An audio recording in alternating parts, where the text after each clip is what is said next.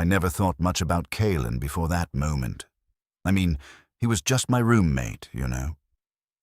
We'd been living together for about 6 months in this cramped 2-bedroom apartment near campus, splitting rent and occasionally arguing about whose turn it was to buy toilet paper. He was the guy who left his dishes in the sink and played his music too loud at 2 in the morning. That was it. That was all he was supposed to be. Until he walked in while I was changing. It was a Tuesday afternoon in late September. I remember because I'd just gotten back from the gym, one of those brutal leg day sessions that left me feeling like I'd been hit by a truck.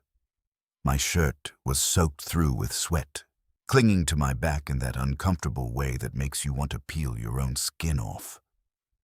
I kicked off my shoes in the hallway, dropped my gym bag by my bedroom door, and immediately started stripping out of my clothes. I didn't lock the door. Why would I? Kalen was supposed to be at his afternoon seminar until 5, and it was barely 3:30. I had the apartment to myself, or so I thought. I'd just pulled my shirt over my head, standing there in nothing but my gym shorts, when I heard my bedroom door open. I spun around, shirt still tangled around my wrists, and there he was, Kalen, standing in my doorway with his mouth slightly open, one hand still on the doorknob, frozen like someone had pressed pause on him. We stared at each other for what felt like an eternity, but was probably only 3 or 4 seconds. His eyes, I noticed for the first time, were this incredible shade of green, like sea glass or something you'd find at the bottom of a clear ocean. They were wide, locked on me, and there was something in his expression I couldn't quite read. Surprise, obviously, but something else too. Something that made my stomach do this weird flip. He started, then stopped. His gaze dropped from my face to my chest, then lower, then snapped back up like he'd touched something hot. Sorry, I thought you were...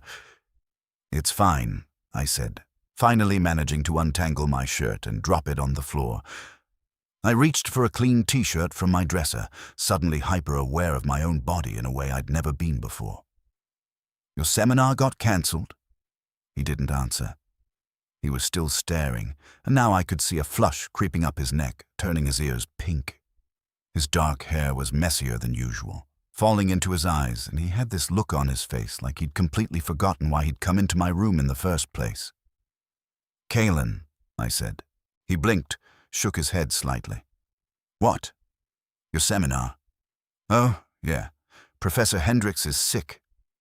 He was still holding the doorknob, still standing in the exact same spot. I was going to ask if you wanted to... I don't remember. Sorry, I'll just... He backed out of the room and closed the door, and I stood there holding my clean shirt, my heart pounding in a way that had nothing to do with my workout. What the hell was that? I pulled the shirt on, sat down on the edge of my bed and tried to figure out why my hands were shaking. It wasn't like I'd never been seen shirtless before. I played intramural soccer. I'd been to beaches, pools, locker rooms. This shouldn't have been a thing. But the way he'd looked at me, the way he'd just stood there like he'd forgotten how to move, like he'd forgotten his own name, that was different. That was something I'd never experienced before, and the way I'd felt under that gaze. The way my skin had suddenly felt too hot, too tight. The way I'd wanted him to keep looking at me like that. That was definitely different. I tried to shake it off. I took a shower, changed into sweats and a hoodie, and went out to the living room where Kalen was sitting on the couch with his laptop, pretending to be very interested in whatever was on his screen. His leg was bouncing up and down, that nervous habit he had when he was anxious about something. Hey, I said, dropping on to the other end of the couch. Hey, he said, not looking up. So what did you want to ask me? What? Before. You came into my room to ask me something. He finally looked at me, and there was that flush again, creeping across his cheeks. I honestly can't remember. It's completely gone. I laughed, trying to make it sound casual. Must not have been that important then. Guess not, he said, but he was looking at me in that same way again. like he was seeing something he'd never noticed before. It made my chest feel tight. That night, I couldn't sleep. I kept replaying the moment in my head, the way his eyes had traveled over me, the way he'd looked almost dazed. I'd had crushes before, obviously. I'd dated girls in high school, had a girlfriend my freshman year of college that lasted about 4 months before we both realized we were better as friends. I'd never really questioned my sexuality because I'd never had a reason to. But lying there in the dark, staring at my ceiling, I couldn't stop thinking about the way Kalen's throat had moved when he swallowed, the way his fingers had tightened on the doorknob, the way I'd wanted him to stay, to keep looking at me, to maybe step into the room instead of backing away. Was I attracted to him? The thought felt foreign and familiar at the same time, like a word you've forgotten how to spell. I tried to remember if I'd ever felt this way about a guy before, this heightened awareness, this pull. There'd been moments, maybe. Times when I'd noticed someone in a way that felt different. But I'd always dismissed it, filed it away under some other category. Admiration, envy, whatever. This felt different. This felt like standing on the edge of something vast and terrifying and maybe a little bit thrilling. Over the next few days, everything changed and nothing changed. We still shared the apartment, still had our routines, still argued about dishes and whose turn it was to take out the trash. But now, there was this awareness between us, this electric current that hadn't been there before. I noticed things about him I'd never paid attention to. The way he hummed under his breath when he was cooking, the way he pushed his hair back when he was concentrating, the way his eyes crinkled at the corners when he really laughed, not just the polite chuckle he gave to mediocre jokes. I noticed the way he looked at me, too. Caught him watching me sometimes when he thought I wasn't paying attention. Our eyes would meet and he'd look away quickly, but not before I saw something there. Something that made my pulse quicken. It was a Friday night, about a week after the incident, when things shifted again. We'd both stayed in, neither of us having plans, and somehow we'd ended up on the couch together watching some action movie neither of us was really paying attention to. I was hyper-aware of the space between us. Maybe 6 inches of couch cushion that felt like both too much and not enough distance. Halfway through the movie, during some explosion scene, Kalen spoke. "Can I ask you something?" I turned to look at him. Sure. He was quiet for a moment, staring at the TV but clearly not seeing it. His jaw was tight, like he was working up courage. "That day, when I walked in on you, did you feel something? Or was that just me?" My heart stopped, actually stopped. I could feel it, the pause before it kicked back into overdrive. "What do you mean?" He finally looked at me, and his eyes were so intense I almost had to look away. Almost. "I think you know what I mean, Marcus." Hearing my name in his voice like that, low and uncertain and hopeful, did something to me. I'd never heard him say it quite that way before. I swallowed hard, trying to find words that felt true. "Yeah," I said quietly. "I felt something." The relief on his face was palpable. He let out a breath he'd been holding, his shoulders dropping. Okay, good. Because I've been going crazy trying to figure out if I imagined the whole thing." "You didn't imagine it." I shifted slightly on the couch, angling toward him. "I've been going crazy too, actually." Yeah. I've never really thought about guys before. Not seriously. But I can't stop thinking about the way you looked at me." He laughed, but it was shaky. "I couldn't help it. You were just standing there, and I completely forgot how to function like a normal human being. I came in to ask if you wanted to order pizza for dinner, and instead I just stood there staring at you like an idiot." "Pizza?" I said, smiling. "That's what you wanted to ask?" "That's what I wanted to ask." He smiled back, and it transformed his whole face. Pretty embarrassing, right? Completely derailed by some abs. "They're not that great," I said, but I was grinning now. "They're pretty great," he said. and there was something in his voice that made heat pool in my stomach. "Trust me." We sat there looking at each other, the movie forgotten, and I felt like I was standing on the edge of that vast thing again, except this time I wanted to jump. I wanted to know what it felt like to fall. "So what do we do now?" I asked. Kaylin moved closer, closing some of that 6-inch gap between us. "I don't know. I've never done this before either. Not with a roommate. Not with someone I actually care about." "You care about me?" "Of course I care about you. You're not just some guy, Marcus. You're—" He trailed off, shook his head. "I don't know how to explain it, but yeah, I care about you." Something warm bloomed in my chest, spreading through my whole body. "I care about you too. So maybe we just see what happens." He reached out slowly, giving me time to pull away if I wanted to. His fingers brushed against mine where my hand was resting on the couch between us. The touch was electric, sending sparks up my arm. "We don't have to figure everything out right now." I turned my hand over, lacing my fingers through his. They fit together perfectly, like they'd been designed that way. "Yeah, we can just see what happens."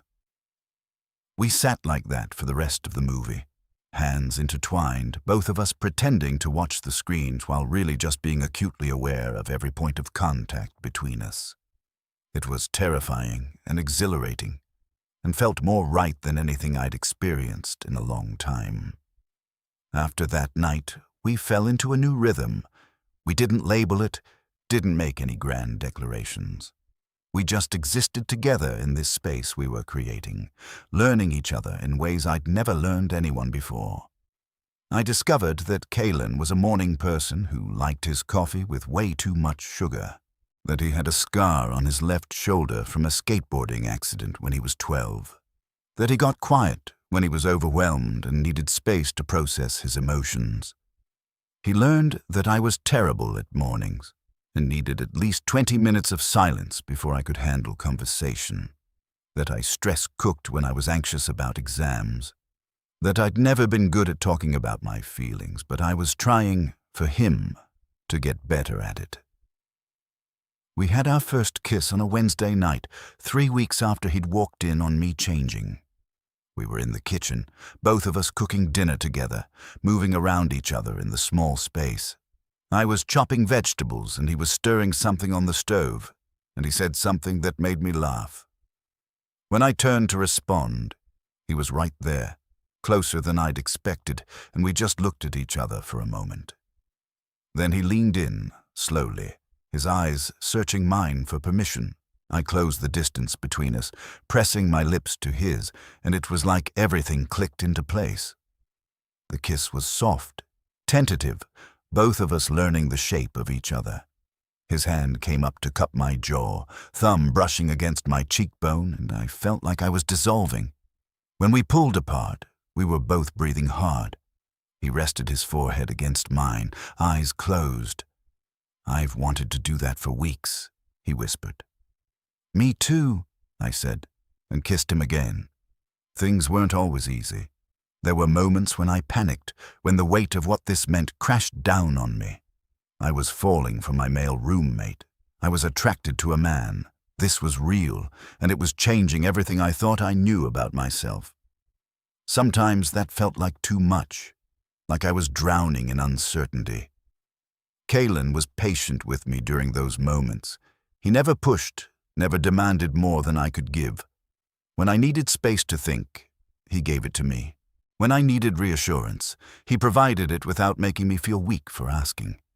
"It's okay to be scared," he told me one night when I was spiraling, questioning everything. We were lying in his bed, my head on his chest, his fingers running through my hair. "This is new for you.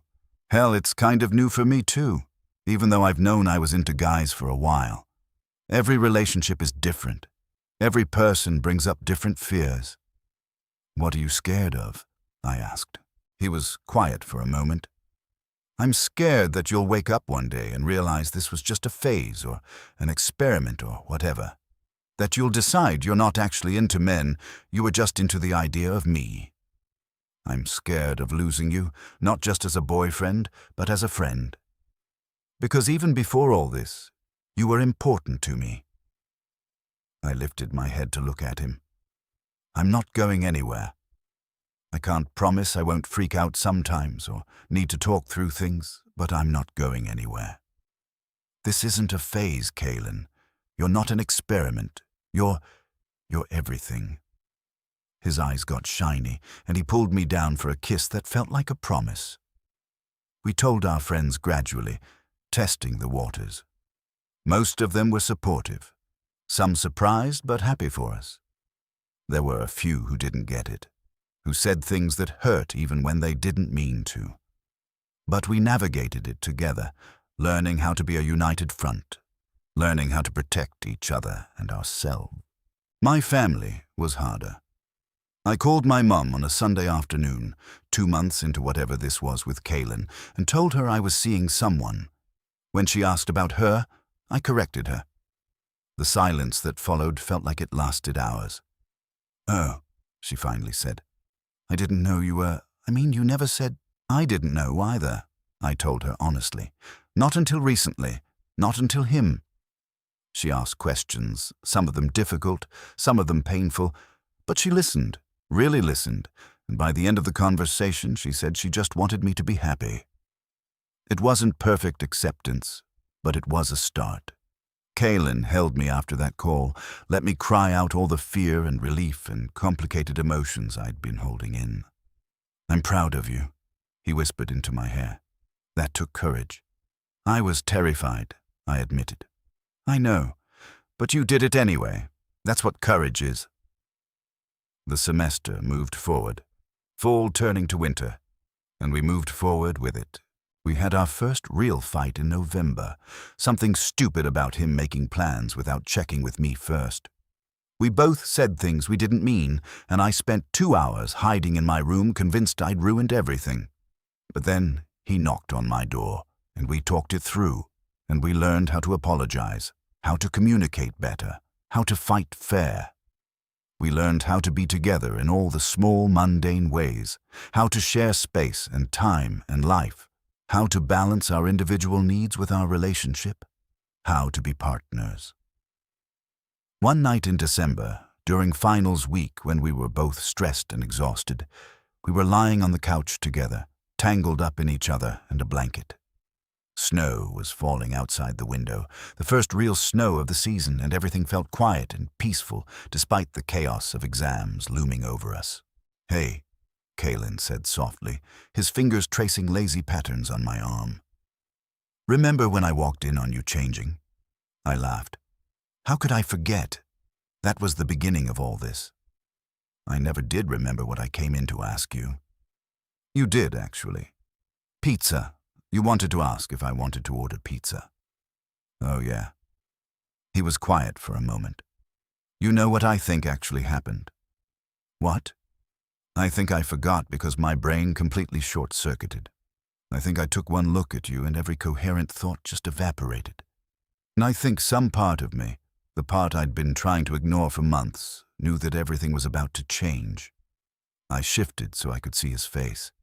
"You'd been ignoring it for months." He shrugged, looking almost embarrassed.